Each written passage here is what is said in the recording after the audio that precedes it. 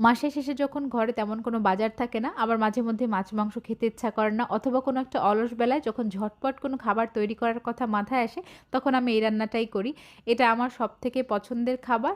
আর এই শীতে গরম গরম এক প্লেট খাবার হলে আর কিছুই লাগবে না, একদম তৃপ্তি নিয়ে খেয়ে ওঠা যাবে।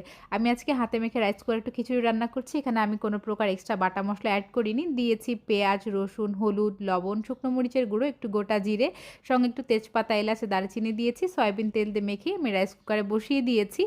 এই হাতে মাখা খিচুড়িটা খেতে খুবই ভালো লাগে। আর রাইস কুকারে রান্না করলে খিচুড়িটা একটু মাখো মাখো হয়।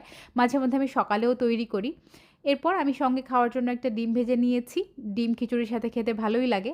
আরেকটা জিনিস যেটা না হলেই নয়, সেটা হচ্ছে পেঁয়াজ শুকনো মরিচের ভর্তা।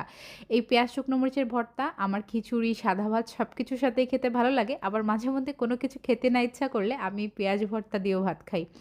তো আমার পেঁয়াজ ভর্তা বানানো হয়ে গিয়েছে। আর এই যে রাইস কুকার থেকে একদম গরম গরম খিচুড়ি বেড়ে নিয়েছি, ধোয়া ওঠা গরম খিচুড়ির সঙ্গে পেঁয়াজ মরিচের ভর্তা, আচার এবং ডিম ভাজা।